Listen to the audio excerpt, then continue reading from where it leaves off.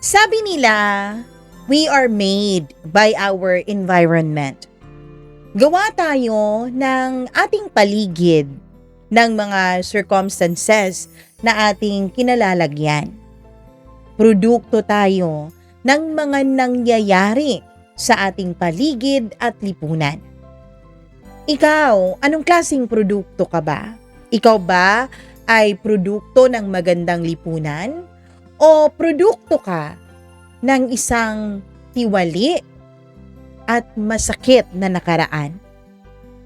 Ating tunghayan ang isang nakakaantig ng damdamin at napakagandang kwento for today's video. Wag na nating patagalin ito. I know that you are all excited, kaya eto na po ang inyong paboritong programa, ang Dear Mama Mia.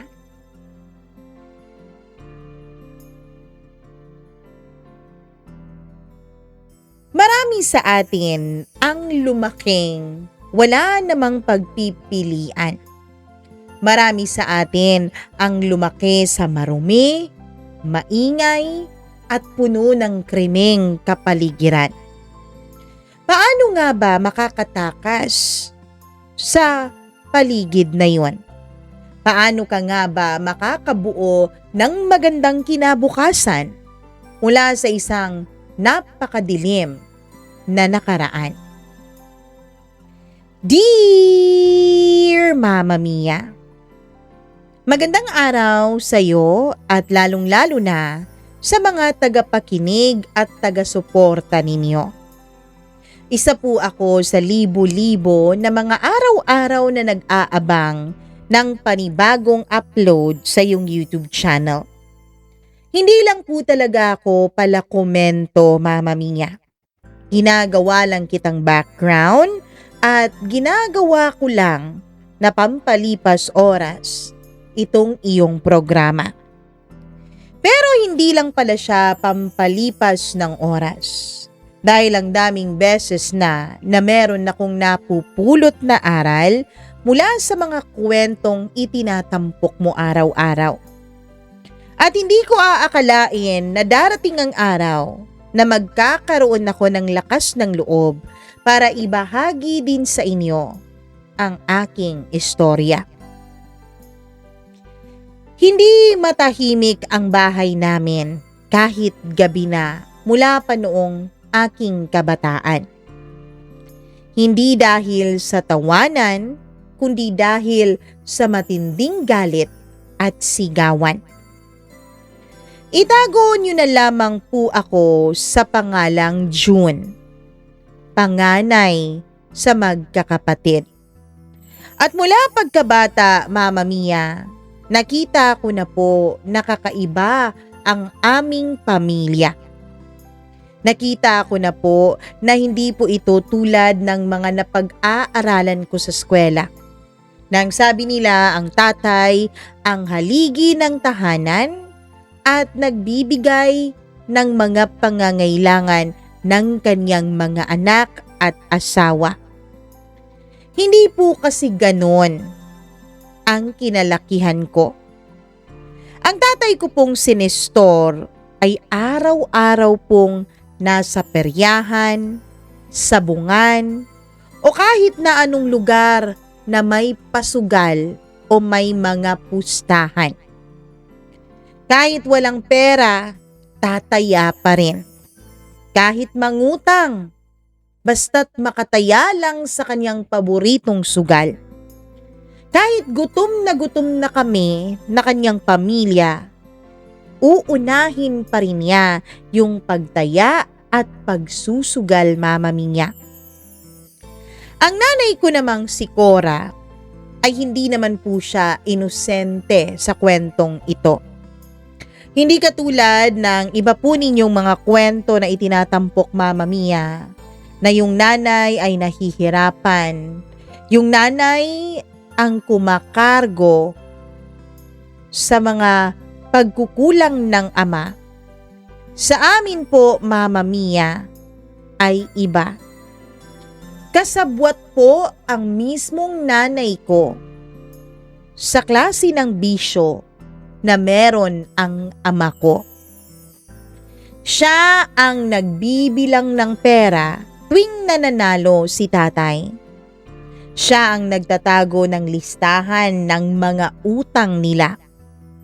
Siya ang nagsasabi kay tatay kung kanino lalapit, kung sino ang may potensyal na magpahiram ng pera. Siya rin ang nag-uudyok ng tatay ko kung kailan dapat umuwi, kung kailan wala nang maniningil na nakaabang sa aming bahay. Lumaki po ako na ang naririnig ko sa mga bibig nila ay, mananalo na tayo sa susunod. Babalik din ang pera.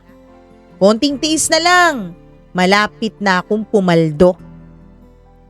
Pero habang tumatagal, Mama Mia, wala naman po akong naramdamang pagkapanalo.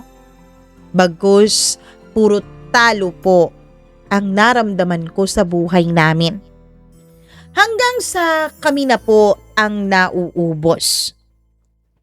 Mama Mia, panganay po ako sa 5 magkakapatid at pinanganak po ang bunso naming kapatid na si Liam noong 15 anyos na po ako. Si Liam, tulad ng lahat sa aming magkakapatid, ay hindi rin po planado ng aming mga magulang. Responsable nga sila sa pera, sa pagpaplano pa ba kung kailan magkaanak, di ba? Tulad naming magkakapatid na pinanganak nang wala sa plano, ganun din po si Liam. Hindi hinintay, hindi hiniling. Basta lamang siyang dumating. Naaalala ko pa, Mama Mia, na galit noon ang nanay ko nung nalaman niyang nagdadalang tao na naman siya. Wisit na buhay to. Ikaw kasi, Nestor, hindi mo mapigilan yung landi mo. Ayan tuloy, buntis na naman ako. Kala ko hanggang 4 lang tayo eh. Huwag ka nang mag-alala, nandyan na yan eh. Anong gusto mo, palaglag natin yan? Narinig ko isang gabi na nag-uusap ang mga magulang ko. Hindi na po ako inosente sa mga panahong ito, Mama Mia. Alam ko na po ang mga nangyayari at alam ko na po ang ibig sabihin ng pagpapalaglag. Nay, wag po. Sabat ko sa usapan nila. Abay, bakit ka sumasabat dyan, Jun? Mantulog ka. Wala kang pakialam dito, desisyong mag-asawa to. Sabi ng tatay ko. Nestor, kahit naman ako walang hiya, hindi ko naman kakayanin yata na ipalaglag tong anak natin. Mama Mia, nagtalo pa sila buong gabi noon. Ako ay halos hindi makatulog. Hanggang sa lumipas ang mga araw, nagulat na lamang ako nung nagkasundo na silang dalawa na ituloy ang pagbubuntis ng aking ina. Tuwang-tuwa ako noon, Mama Mia.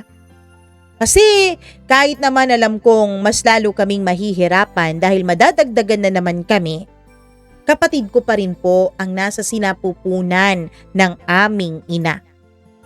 Hindi pa man po dumadating si Liam ay minahal ko na siya kaagad. Bukod sa akin, siya lang po ang lalaki. 3 mga babae kasi ang sumunod sa akin. Kaya kaming 2 lang kung tutuusin ni Liam ang magiging magkasundo kasi pareho kaming lalaki. Kaya nung isinilang siya, Mama Mia, daig ko pang naging isang magulang din sa kanya. Ako ang nagpapatahan sa kanya tuwing siya ay umiiyak. Ako ang nagpapalit ng kanyang lampin tuwing may dumi o ihi na po ito.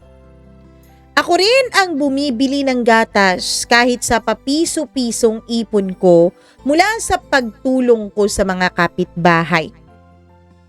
Pero Mama Mia, dahil nandyan ako, ay napabayaan ng mga magulang ko ang aking kapatid. Ako na po halos ang tumatayong magulang sa kanya. At habang lumalaki siya, mas lalo namang lumulubog ang mga magulang ko sa bisyo, sa utang. May mga gabing walang-wala kaming maulam. Buti na lang at merong mga kapitbahay na mababait, Mama Mia. Alam nila na wala kaming inuulam, kaya binibigyan nila kami ng pakonti-konti. May mga kapitbahay naman na nag-aabot ng bigas. Kaya nakakakain pa rin ang mga kapatid ko. Pero may mga araw na hindi na ako pumapasok sa school para lang maghanap ng racket. Para lang maghanap ng mapagkakakitaan para may maiuwi ako sa aking mga kapatid. Isang gabi, Mama Mia, narinig ko ang mga magulang kong nag-uusap na para bang seryosong-seryoso ang usapan nila. Malaki pala ang alok, sabi ng nanay ko. Oo, malaking malaki. At saka isang beses lang naman to, sagot ni tatay. Hindi naman natin siya papatayin. Bagkus bibigyan pa natin siya ng magandang kinabukasan, di ba? Dagdag pa niya. Hindi ko agad naiintindihan ang kanilang pinag-uusapan. Hanggang sa sinabi ng nanay ko ang salitang kailanman ay hinding-hindi mawawala sa aking isipan. Isang anak lang naman to. Isang sanggol lang naman. Nanlamig ang katawan ko, Mama Mia. Dahil alam ko na ang pinag-uusapan nila ay walang iba kundi ang aking kapatid. Dumating ng araw na parang normal lang sa kanila. Maaga silang gumising, nilinis ang bahay. Nagulat pa nga ako dahil maaga rin nilang pinaliguan si Liam. Halos hindi naman ito ginagawa ng mga magulang ko. Binihisan pa nila ang kapatid ko ng pinakamalinis niyang damit. Hanggang sa may dumating. Tao po! Tao po! Abay, andyan na pala kayo. Sige, pasok. Isang mag-asawa. Maayos ang pananamit nila. May dala silang bag. Pinaupo ako ng nanay ko sa kusina. Oh, bantayan mo yung niluluto ko ha. Ayusin mo yan. Sandali lang to. Sabi niya. Tapos kinuha nila mula sa crib si Liam. Umiiyak ang kapatid ko. Pakiramdam ko noon, Mama Mia, ay tumitingin siya sa akin at humihingi ng saklolo. Sumigaw ako. Hinawakan ko ang kapatid ko. Nay, kung ano man po yung binabalak nyo, huwag nyo pong ituloy. Tumigil ka nga dyan, Jun. Tinulak ako ng tatay ko at sinigawan. Pwede ba? Huwag kang makialam dito. Kami ang mga magulang. Kami ang nakakaalam kung anong mas nakakabuti sa mga anak namin. Hanggang sa nakakita ako ng perang inilapag nung mag-asawa sa mesa. Makapal. Mas makapal kaysa sa lahat ng perang nakita ko sa buong buhay ko, Mama Mia. At doon ko naintindihan. Yung sinabi ng nanay kong isang sanggol lang naman. Ibinenta nila ang kapatid ko, Mama Mia. Hindi para sa kinabukasan niya. Hindi para sa kaligtasan niya.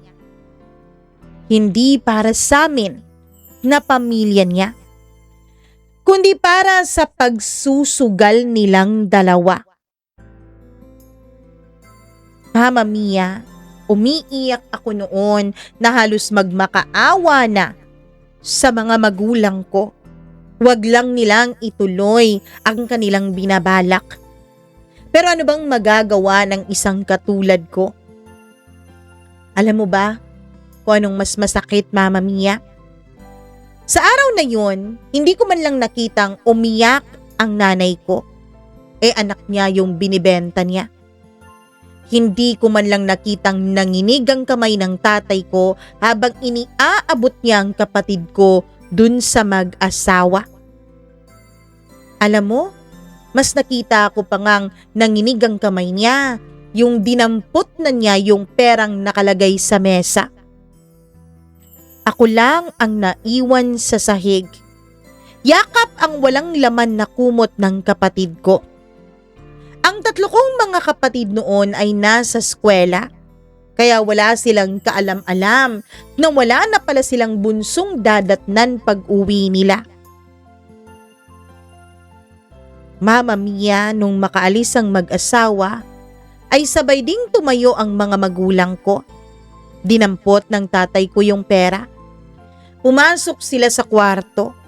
Ilang sandali pa ay sabay silang lumabas ng bahay.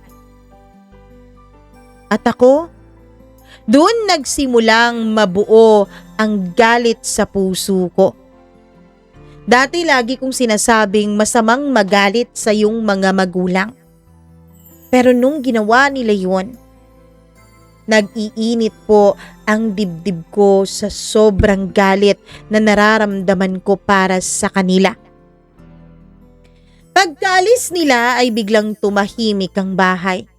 Pero hindi yung klase ng katahimikan na makakapagpahinga ka.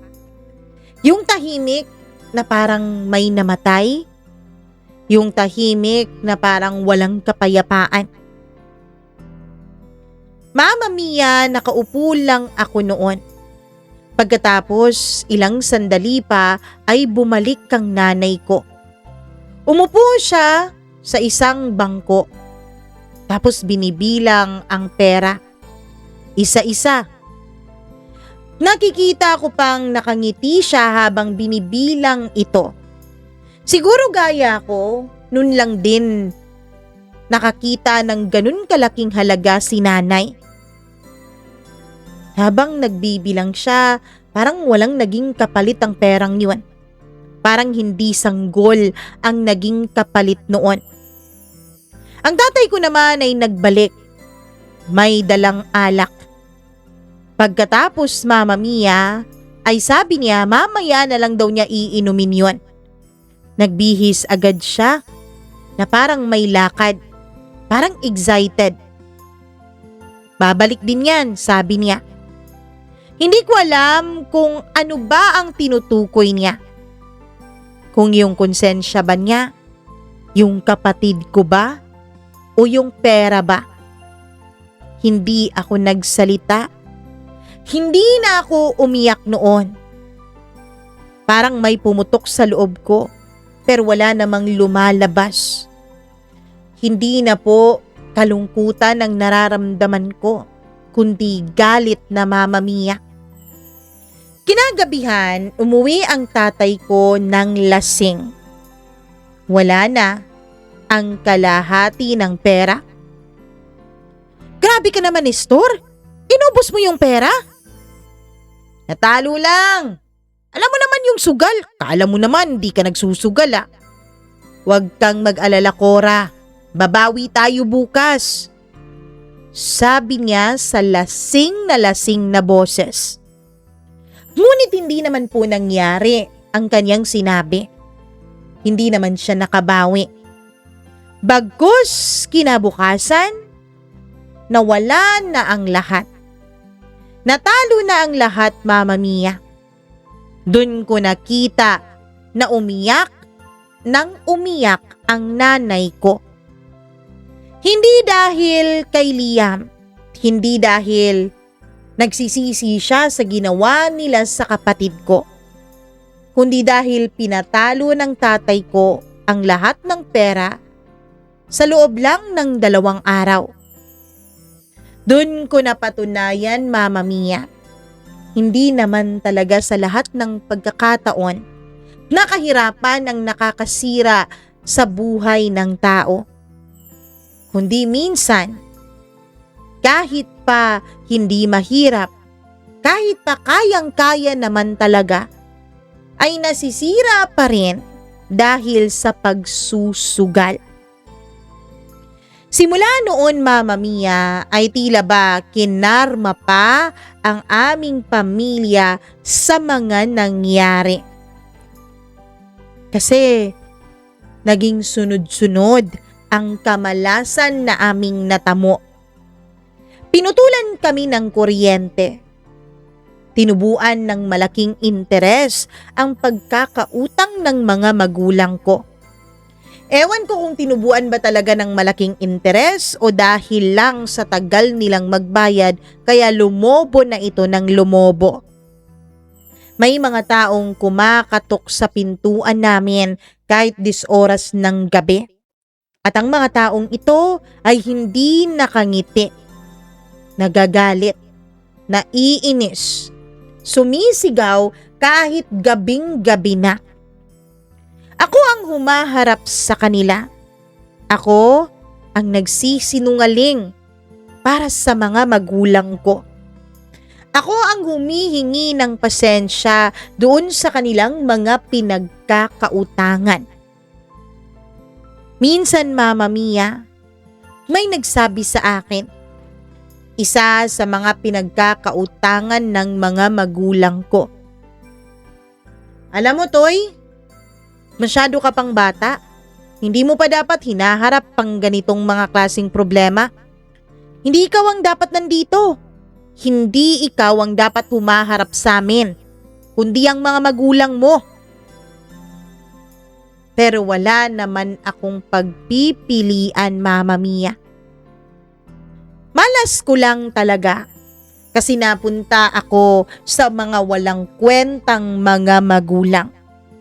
Malas ko lang talaga dahil naging panganay ako. Malas ko lang talaga kasi laging ako ang nasa bahay tuwing may pumupuntang naniningil.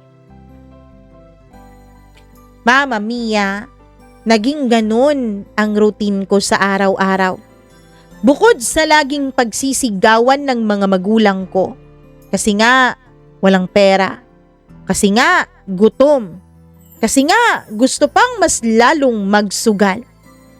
Bukod doon, ay sinisigawan na rin ako ng mga pinagkakautangan nila. Kaya habang lumilipas ang mga araw, linggo, buwan at taon, parang nasasanay na ako sa ganung uri ng buhay. Hindi na ako natatakot sa tuwing may naniningil. Nagagalit na lang ako, Mama Mia. Nagagalit ako sa mga maniningil kasi ako ang sinisigawan. Ako ang pinapagalitan. Ako ang pinapahiya. Pero nagagalit akong lalo sa tatay ko. Dahil kahit walang-wala na, kahit gutom na ang mga kapatid ko, paulit-ulit pa rin siyang sumusugal. Galit din ako sa nanay ko, na tinatawag pa rin sakripisyo ng mga magulang raw ang kanilang ginagawa. Di naman tayo makakakain sa 100. Buti pa itaya natin to. Paano kung lumago, di ba? E di makakaulam tayo ng masarap. Ganyan ang laging sinasabi ni nanay. Imbis na sawayin, imbis na disiplinahin niya ang kaniyang asawa, sumasabay pa talaga siya, Mama Mia. Isang gabi, nag-aaway kami ng mga magulang ko. Siyempre kampihan silang dalawa. Pareho sila Walang mapipili sa kanila. Dahil ako ang panganay, ako ang kanilang nakakaaway. Kung hindi dahil sa inyo, hindi sana nagkaganito yung buhay natin. Kung hindi dahil sa inyo, kasama pa sana naming magkakapatid ang bunso naming si Liam. Sigaw ko. Sinampal ako ng tatay ko. Napakalakas ng pagkakasampal niya. Hoy! Huwag mo kaming sagot-sagutin ng ganyan Anak ka lang. Kung hindi dahil sa amin, wala ka dito sa mundong to.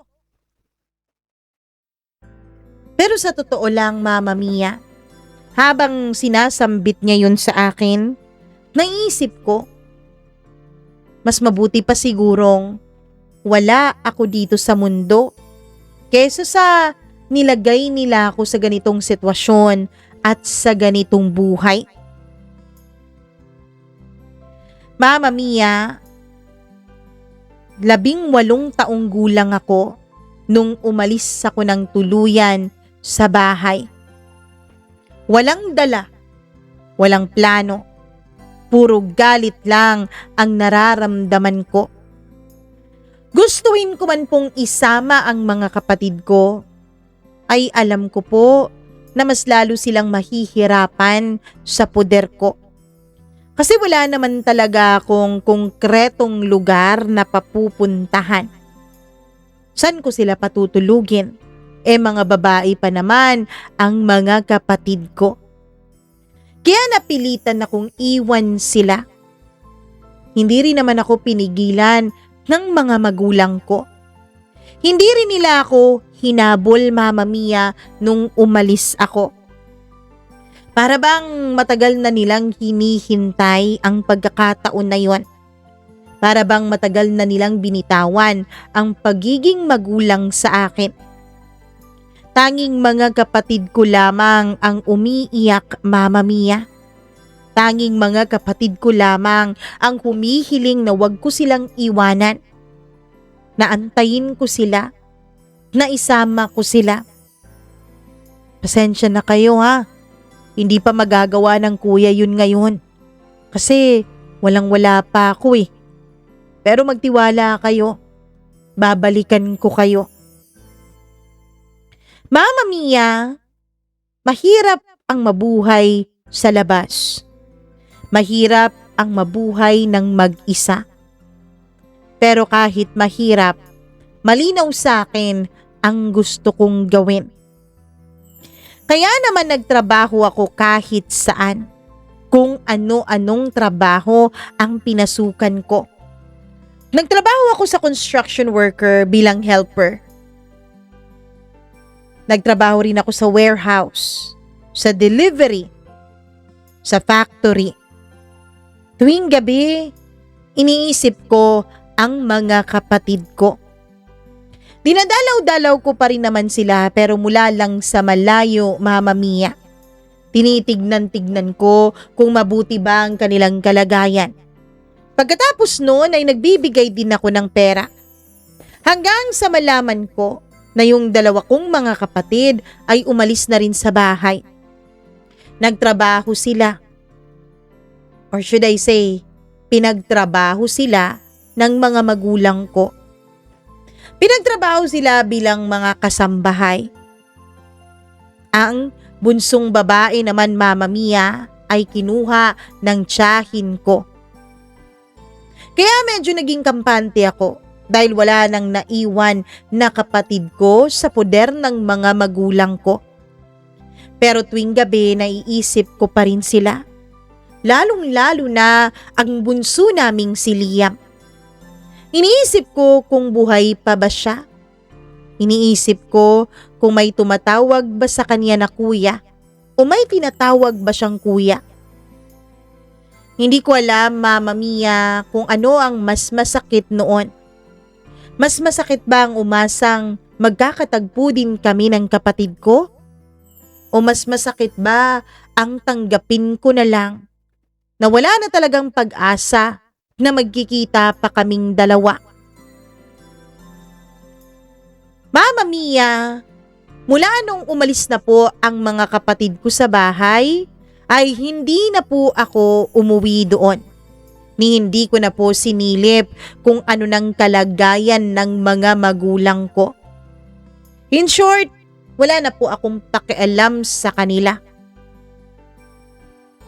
Hanggang isang araw, may lumapit po sa akin. Kilala mo ba sina Cora at Nestor? Tanong niya. Bakit po? Magkapilyedo kasi kayo eh. Tumango ako. Mga magulang ko po sila. Naku, iho. Alam mo ba? Patay na ang tatay mo. At yung nanay mo naman, nasa kulungan. Mama Mia, nagulat ako sa narinig ko. Hindi ako umiyak. Hindi ako nalungkot.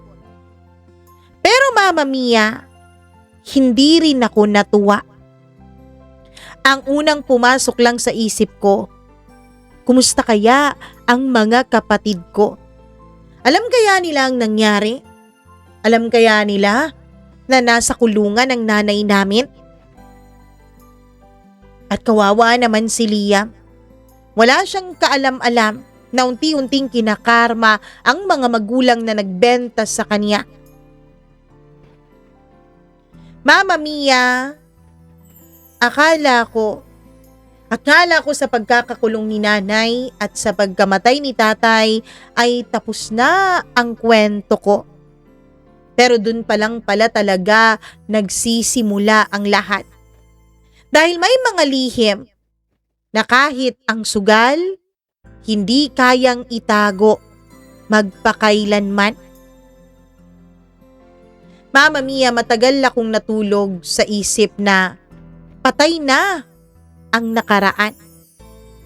Nawala na akong dapat balikan pa. Nalaman ko na ang mga kapatid ko ay nagsipag-asawa na. Oo, kung tutuusin ang babata pa nila. Pero nagsipagbuntisan na at sumama na sa kanilang mga asawa. In short, Mama Mia, naging mag-isa na lang ako. Inisip ko na lang na lahat ng mga kapatid ko ay nasa mabuting kalagayan na.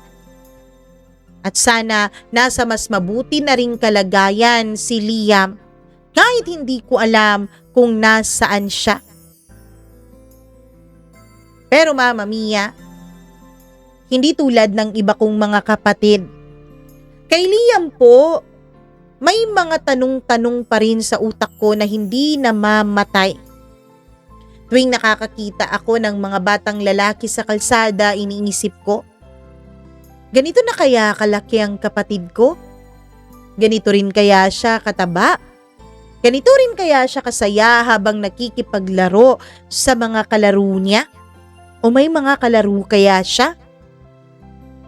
Tuwing may naririnig akong umiiyak na sanggol sa aking inuupahang kwarto, ay para pong may humihila sa dibdib ko, Mama Mia. Hindi ako matahimik. Kahit na mag-isa na ako at tinataguyod na lang ang sarili ko, ay hindi ako makukontento kahit may trabaho na ako. Kahit nakakakain na ako ng 3 beses sa isang araw. Kahit nakakabili na ako kahit papano ng mga gusto at kailangan ko. Kahit medyo maalwan na ang buhay ko, pakiramdam ko, Mama Mia, ay may kulang pa rin. Pinuntahan ko ang mga kapatid ko. Isa-isa ko silang binisita at sa awa naman ng Diyos, mas maayos ang kanilang kalagayan ngayon kaysa noong kasama pa namin ang aming mga magulang. Natuwa ako para sa kanila. Masaya ako dahil kahit na hindi pa rin naman masyadong magaan ang buhay nila, mas maayos-ayos na rin naman ito kumpara sa buhay na kinalakihan namin ng mga kapatid ko. Kuya, salamat kasi naalala mo pa rin kami. Sabi nung mga kapatid ko habang nagkikita-kita kaming 4 at kumakain sa isang fast food chain. Nilibre ko sila noon, Mama Mia. Naks, kuya, big time ka na ngayon Biro pa ng isa kong kapatid. Di naman ako big time. Medyo kaya lang. Kasi mag-isa lang naman ako Pero sana, ang hiling ko sa inyo, huwag niyong gayahin ang mga magulang natin Lalo pa't mga magulang na rin kayo ngayon. Oo kuya, makakaasa ka. Pangako sa akin ng mga kapatid ko, Mama Mia. Siya nga pala, balak ko sanang hanapin ang kapatid natin. Si Liam? Oo, balak ko siyang hanapin. Balak ko na na magkita-kita tayong muli. Ay maganda yan kuya, sang-ayon kami dyan. Kaya naman Mama Mia, pagkalipas ng halos 4 na taon, ay bumalik po ako sa dati naming barangay. Hindi dahil sa gusto ko, kundi dahil sa kailangan ko Mama Mia. Dahil alam kong dun lang ako makakahanap ng sagot sa mga tanong ko. Ang bahay namin, iba na po ang nakatira. Hindi naman kasi amin yun eh. Nangungupahan lang din kami dun. Ilang beses na nga kaming muntik ng mapalayas dun kung hindi lang nagtatapang-tapangan si tatay. Ang mga kapitbahay namin dati, lalong-lalo na yung nagbibigay ng mga pagkain sa amin, ay tumanda na rin. Hanggang sa may isang matandang babae na laging nagbibigay sa amin dati ng ulam ang nakakilala sa akin. June? June, ikaw na ba yan? Yung panganay na anak ni Cora at ni Store? Tanong niya. Opo, Aling Melba. Ako po to. Sagot ko na pilit nang ngumingiti kahit na ang totoo ay naiinis at nagagalit ako kapag naririnig ko ang pangalan ng mga magulang ko. Matagal siyang nakatitig sa akin bago nagsalita. June, alam mo ba kung kanino napunta yung bunso ninyong kapatid? Mama Mia, ewan ko. Siguro nga tadhana na talaga ang nagbigay sa akin ng pagkakataon para ituloy ang balak ko na hanapin ang kapatid ko. May alam po ba kayo, Aling Melba? Hindi kumpleto ang alam niya. Ngunit sapat na yon para magkaroon ng konting pag-asa ulit ang dibdib ko, Mama Mia. Sapat na ang mga nasabi niya sa akin para kahit magkaroon man ng sakit at tinik sa dibdib ko, at least nagkaroon din naman ng konting pag-asa ang kalooban ko na may tsansa pa na makita ko si Liam, ang bunso naming kapatid. Ang sabi niya, Mama Mia, isang mag-asawa raw ang umampon o bumili sa kapatid ko. Hindi niya raw kilala yung mag-asawa, pero may koneksyon siya dun sa taong nag-ayos ng bintahan na yon. Sabi niya, Mama Mia, hindi raw rehistrado ang naging bentahan. Sa totoo lang, wala naman po akong kaalam-alam sa batas. Sa totoo lang, wala naman akong alam na bawal pala yun, na mali pala yun, na pwede ko palang mabawi kung tutuusin ang aking kapatid. Dahil hindi po adoption ang nangyari. Hindi rin rescue. Bentahan. Child trafficking. Yun ang sabi niya. Kaya June, kung nais mo mabawi ang kapatid mo, ay naku, pwedeng-pwede pa. Pwede mo pa siyang mahanap. At alam mo, may tsansa pang buhay ang kapatid mo. Sabi niya. Talaga ba, Aling Melba? May alam po ba kayo kung saan ako pwedeng magsimulang maghanap sa kapatid ko? Ang alam ko, June, wala siya dito. Sa lugar natin, hindi mo siya dito mahahanap. Pero, alam ko kung saan mo mahahanap yung taong naging koneksyon ng tatay mo para dun sa mag-asawang yon. Mama Mia, umalis ako dun sa lugar na yon nang nanginginig. Hindi dahil sa lamig, kundi dahil sa bigat ng nalaman ko. Nanginginig pa rin ako noon sa galit dahil nanumbalik sa aking alaala yung nangyaring bentahan sa kapatid ko, Mama Mia. Pag alis ko doon, tila may dalawang boses sa ulo ko. Ang isa ay nagsasabi, tama na yun. At least alam mong may posibilidad na buhay si Liam. Mabuhay lang siya at maging masaya. Maging kontento ka na, June. Pero ang isa rin ay sumisigaw sa puso ko. Ikaw ang kuya, June. Kaya hindi ka pwedeng tumigil. Hindi ka pwedeng tumigil hanggat hindi mo masisiguradong nasa maayos ang kapatid mo.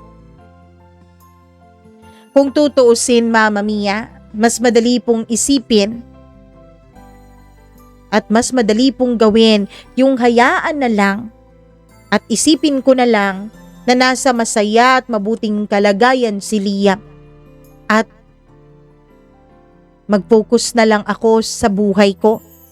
Mag-focus na lang ako sa trabaho ko. Mag-focus na lang ako sa pagbuo ng kinabukasan ko. Pero hindi. Kung dati po wala akong nagawa, kung dati po mas pinili ko yung madali at tumahimik na lang, ngayon pipiliin ko na ang mahirap. Ngayon pipiliin ko na ang masakit.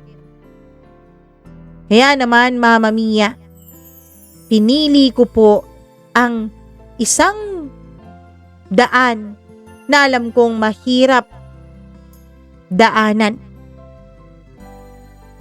Pinili ko pong hanapin si Liam. Hindi po naging madali ang maghanap ng batang walang papel, walang record, walang pangalan sa tamang lugar. Ni hindi ko alam kung Liam pa rin ba ang dinadala niyang pangalan o baka binago na rin ito ng mga nakabili sa kanya. Mama Mia, nagpunta ako sa mga lumang kakilala ni Aling Melba. Dun sa taong ang sabi ay naging daan para sa bentahan na yon. Pero wala na po siya.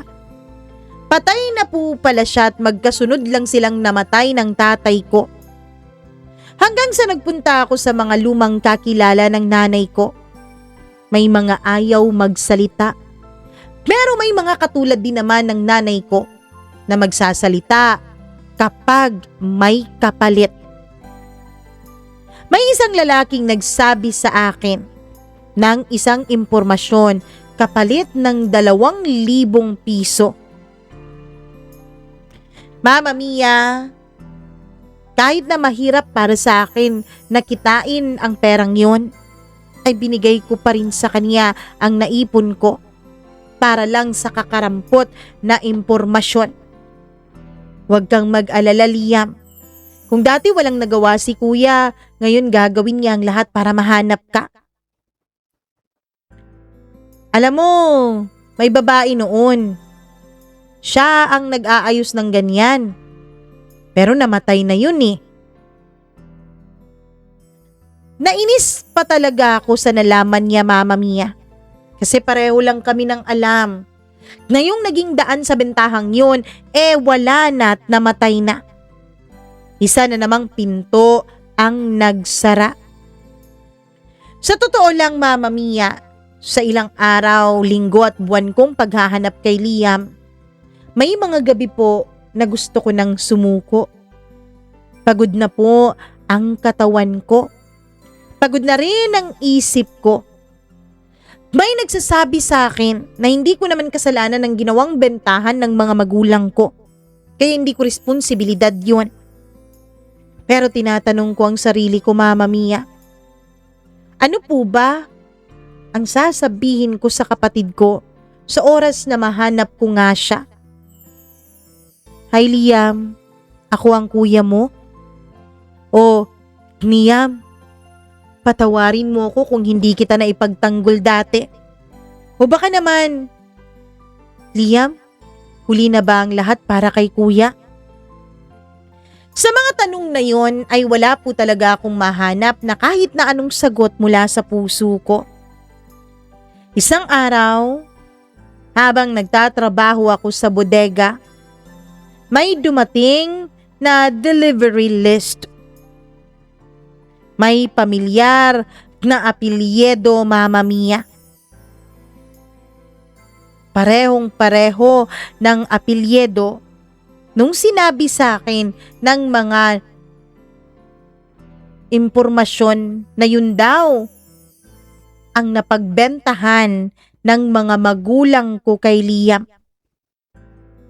Hindi ko alam kung coincidence lang. Hinanap ko naman sila eh. Hinanap ko sila sa social media. Hinanap ko sila sa Google. Hinanap ko rin sila sa kung saan-saan pero hindi ko mahanap ang kanilang mga pangalan. Kung kailan hindi ako naghahanap, eto naman ay biglang dumating. Hindi ko alam kung coincidence lang. Pero tinignan ko ang address na yon. Pinuntahan ko ang address na yon, Mama Mia. Kahit na hindi naman sa akin po naka-assign iyon. Sa isang maliit na bahay, hindi ko aakalain na dun ko ulit siya makikita. Hindi ako sigurado sa una. Pero nung malapitan ko siya, ay nakita kong may marka siya sa kanyang kaliwang kilay. Parehong-pareho ng marka ko. Naglalaro siya. Masayang-masaya siya. May tumatawag sa kanya ng anak mula sa loob. Hindi ko alam noon kung lalapit ba ako. Hindi ko alam noon kung may karapatan pa ba ako, Mama Mia. Hindi ko alam kung nararapat pa ba na guluhin ko ang kanyang buhay. Sino po sila? Tanong ng isang medyo may edad ng babae. Ano po, magtatanong lang po. May kilala po ba kayong Ruel de los Santos? Ewan ko kung bakit yun ang pangalan na pumasok sa utak ko, Mama Mia. Wala naman akong kilalang Ruel de los Santos. Ay wala po eh, sabi nung babae. Yung babae na tumawag ng anak kay Liam kanina. Mama Mia, napansin ako ni Liam. Tinitigan niya ako. Ngumiti ako sa kanya at saka pinilit ang sarili kong tumalikod na bago ko pa masabi sa kanya ang buong katotohanan. Sa buong buhay ko, Mama Mia, akala ko ang pinakamasakit na ay yung nawala sa piling namin si Liam. Pero hindi pala. Mas masakit pala na makita ko sa kanyang mga mata na hindi na niya ako kilala. Mas masakit pala na makita kong masayang masaya siya sa buhay niya nang hindi ako kasama. 3 araw, Mama Mia. 3 araw akong nag-isip kung dapat pa ba akong bumalik sa bahay na yon. Kung dapat pa ba akong magpakita. Kung dapat pa ba akong pumunta ulit doon. Pero nanaig ang kagustuhan kong makita ulit si Liam. Bumalik ako matapos ang 3 araw sa tapat ng bahay nila. Hindi para manggulo. Hindi rin para magpakilala sa kanya. Kundi para lang tumingin. Para lang tignan kung ano ang kalagayan ng kapatid ko. Kung talagang siya ngayon, gusto kong makitang araw-araw siyang masaya. Yung totoong masaya. Yung laging may baon sa eskwela. Yung may suot na tsinelas na maayos. Hindi gaya naming magkakapatid dati. Yung may nanay siya na humahalik sa kanyang noo bago siya pumasok sa school. Yung may tatay siya na binibilhan siya ng pasalubong kapag umuuwi ito galing sa trabaho. At nakita kong nangyayari ang lahat ng yun sa kapatid ko, Mama Mia. Hindi ko alam kung dapat ba akong magpasalamat sa nanay at tatay ko. Dahil kahit papaano, naging maayos ang buhay ng kapatid ko nung nawala ito sa poder nila.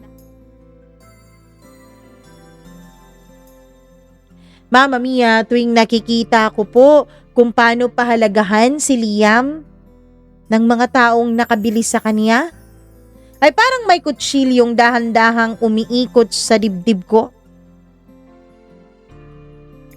Kung lalapit ako, posible ba na masira ko ang buhay na kinagisnan ng kapatid ko?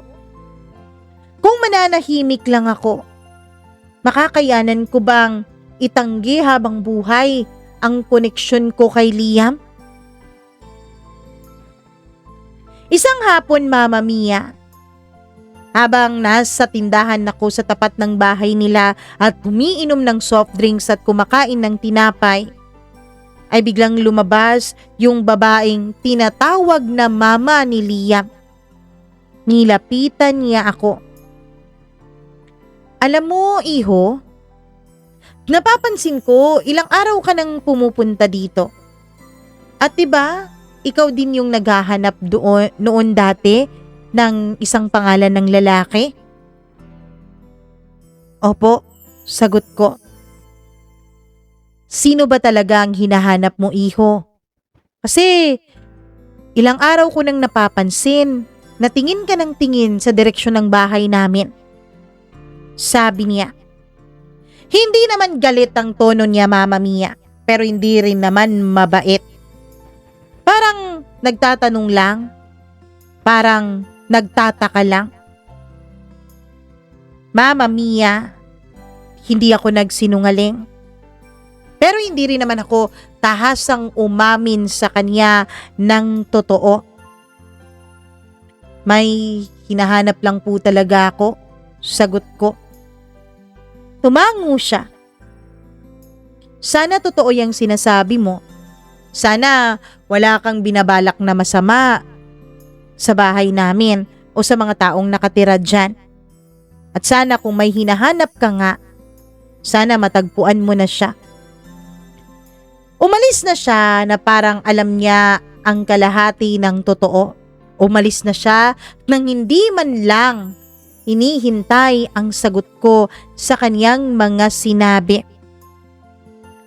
Kinabukasan, Mama Mia, dahil walang pasok, ay bumalik na naman ako sa tapat ng bahay nila. Tinitignan ko habang naglalaro doon sa loob ng kanilang bakuran si Liam. Bigla na lang may nagsalita sa gilid ko. Kararating pala niya. Galing yatang palengke dahil may bit-bit pa na mga supot ng gulay. Siya pala ang tinitignan mo. Siya bang hinahanap mo? Hindi ako makagalaw. Hindi ko siya anak, iho. Diretsahang sabi niya sa akin. Napaupo ako dun sa may bench ng tindahan. Hindi dahil gusto ko, Mama Mia, kundi dahil nanghina ang tuhod ko sa kanyang tinuran. Kilala kita. Alam ko kung sino ka. Yung batang yan, hindi namin yan anak. Hindi rin namin yan inadapt ng legal. Pero kinuha namin yan. Binayaran. At hindi naman namin itinuring na pag-aari. Minahal namin ang batang yan. Gaya ng kung paano namin mamahalin kung nagkaroon kami ng anak ng asawa ko. Hindi ko na kailangan pang magsalita, Mama Mia. Alam ko sa panahon na yon, pareho naming alam ang katotohanan. Pagkatapos noon ay nilingon ko siya. Tiningnan niya ang kilay ko. Hindi nga ako nagkamali. Ikaw nga yun. Yung batang nandun. Nung pinuntahan namin siya sa bahay ninyo, di ba? Sinabi ko ang totoo. Hindi naman lahat, pero sapat. Sinabi kong ako nga yung kuya. Sinabi kong binenta nga siya ng mga magulang namin. Hindi naman umiyak yung babae, Mama Mia. Hindi rin naman niya ako itinaboy na parang galit siya sa akin o natatakot siya sa pwede kong gawin. Kukunin mo ba siya? Tanong niya. Alam kong makukuha mo siya. Kasi hindi naman legal ang pagkakakuha namin sa kanya eh. Hindi rin naman ako lalaban kung gagawin mo yon. Pagkasabi niya noon ay doon ako tuluyang napaiyak. Tiningnan ko si Liam mula sa malayo. May hawak siyang laruan, Mama Mia. Nakikipaglaro sa isang bata na sa tansya ko ay kaedad niya rin. Hinitignan ko kung gaano kapayapa at kasaya ang mukha niya. May buhay na siya. May buhay na siya na hindi magulo. Hindi gaya ng buhay na kinalakihan namin ng mga kapatid ko. At doon ko na-realize ang isang bagay, Mama Mia. Hindi lahat ng dugo o kadugo ay kailangang agawin pang kadugo nila. Lalong-lalo na kung nagkaroon na ito ng masayang buhay nang hindi sila kasama. Kaya naman, Mama Mia, nakapagdesisyon ako. Masaya si Liam sa buhay na alam niya. Masaya si Liam sa pagkakaalam niyang may nanay at tatay siyang nagmamahal sa kanya. Kung kukunin ko siya nung may bibigay ko, hindi naman din ako mayaman. Oo, may trabaho ako, pero hindi ko naman maipaparamdam sa kanya ang pagmamahal ng mga magulang. Lumapit ako sa kanya, Mama Mia. Nakipagkilala, pero hindi ko sinabi sa kanya ang katotohanan kung sino ako. Hindi ko rin siya niyakap. Tinawag niya akong kuya, pero hindi ko siya tinawag na kapatid. Pagkatapos noon ay kinausap ko yung kinikilala niyang nanay. Alam ko magiging makasarili ako kung kukunin ko sa inyo si Liam ngayon. Kapag sapat na ang edad niya para maintindihan ng lahat, umaasa ako na ipapaliwanag ninyo sa kanya ang katotohanan. Salamat. Maraming salamat. Sabi nung nanay niya. Mama Mia, umalis ako doon nang hindi nagpapakilala sa kapatid ko. Merong araw-araw ko siyang ipinagdarasal. Hindi para makilala niya ako, kundi para kailanman hindi niya maranasan ang mga pinagdaanan namin ng mga ate niya. Pinagdarasal ko na sana kahit kay Liam man lang maiba ang kapalaran. Nagpatuloy ang buhay ko, Mama Mia. Hindi madali. Hindi rin naman magandang-maganda, pero tahimik na. Nagtrabaho ako, nag-ipon, nabuhay. May mga gabi pa ring masakit kapag inaalala ko ang naging kabataan ko. May mga alaala pa ring bumabalik. Pero natuto na ako kung paano dalhin iyon ng mas maayos. Mama Mia, wala na po ang tatay ko. Namatay siyang may utang. Walang nagluksa. Ang nanay ko naman, ang balita ko ay nakalabas na rin ng kulungan. Nakalabas siya ng kulungan nang mag-isa siya. Hindi ako dumalaw. At ang mga kapatid ko ay hindi rin siya dinalaw. Hindi rin naman niya kami hinanap na mga anak niya. Siguro nga, totoong may mga kasalanan na hindi na kailangan pang balikan at hindi na kailangan pang pag-usapan. Akala ko noon, Mama Mia, nung bata pa ako, ang ibig sabihin ng pagkatalo ay yung nawalan ka ng pera. Pero hindi pala. Mali pala yun. Ang tunay na pagkatalo ay yung isinugal mo maging ang sarili mong kadugo, alang-alang lamang sa kapritsyo mo. Alang-alang lamang sa sandaling kaligayahan na nararamdaman mo. Para kay Liam, kung sakali man na dumating yung araw na ipapaliwanag na sa kanya ng kanyang mga kinalakihang magulang ang katotohanan, sana malaman niya na hindi ko siya iniwanan, na hindi ko rin siya pinabayaan, kundi mas pinili ko ang buhay na mas buo para sa kanya.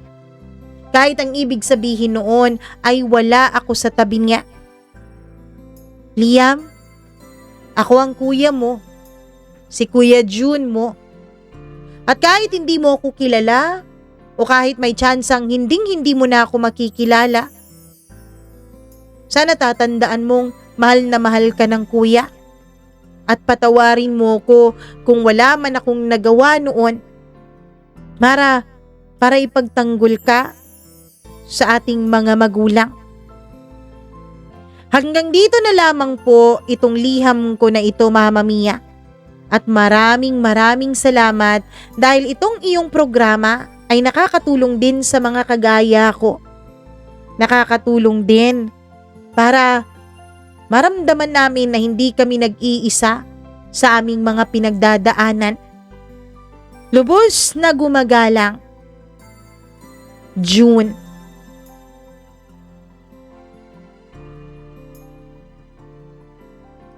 Grabe no? May mga magulang pala talagang mga walang kwenta. Mga walang iya. Pero,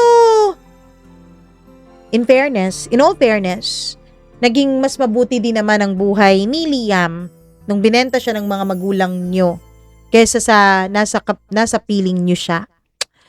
Anyways, maraming salamat June sa pagbibigay mo ng pahintulot para ating i-share sa ating mga tagapakinig itong iyong kwento at naway mapulutan nila ito ng aral at naway mapulutan din nyo ng mga kapatid mo ng aral ang mga pinagdaanan ninyo sa buhay. Sana'y huwag nyo nang ulitin ang mga nagawang pagkakamali ng inyong mga magulang sa inyong magkakapatid. At hiling, ayun, sorry na. At hiling namin dito sa ating programa na naway balang araw, makikilala din ni Liam kayong magkakapatid. At balang araw, mabubuo din kayong magkakapatid. Maraming salamat ulit. Sa mga nanonood ngayon, nako, alam kong ang ganda-ganda at nakakaantig naman talaga ng puso itong kwento natin. Kaya please do like and share this video. At syempre, huwag nyo rin kalimutan na mag-subscribe dito sa ating channel kung kayo po ay subscriber na. At kung gusto nyo pong magpa-member, ay nako, click nyo lang po yung join button dyan. Tapos ililid na po kayo ni YouTube kung papaano magpapa-member dito sa ating channel. And speaking of members, hello po ako sa ating mga natatanging members. Maraming salamat. Hay ako kay Benson Boyser, kay Smackdax, thank you very much, kay Colleen Bueno, Dayan Martinez, kay Evelyn Kawit, kay Maria Elena Abe, kay Gimaras Girl, kay Mila Raduban, Maureen Tugab, Easy Gale at kay Freaky. Thank you very much talaga sa inyong walang sawang pagmamahal at pagsuporta nitong ating channel. I love you all so much talaga. Hi din ako kay Josephina, hello, kay Ashley 1212, maraming salamat. Hi din kay Charlene Baclohan, kay Alcura Ukit, kay Lee Baruman, kay Miriam Gutierrez all the way from Hong Kong, kay Liana, kay Lori Lynn Hora, thank you very much, kay Christina Sison, Christy Dimitrial, hello sa'yo, long time no hear mula sa'yo kay Rose Eunice, kay Blenda Cruz, kay Ma'am Judith McGovern, thank you very much, hi din kay Dins Lumigid, kay Sally Buma, kay Janice Bakino, maraming salamat. Ayan, happy birthday sa'yo. Birthday niya pala today. Happy birthday. Ay din kay Jelay Sevilla, kay Christina Sison. Thank you very much sa inyong lahat. Sa mga hindi po natin nabanggit na mga pangalan o mga pa-shoutout, nako, baka sa susunod nating kwento, mga pangalan nyo na ang babanggitin natin dito sa ating programa. Kaya stay put lang kayo dyan.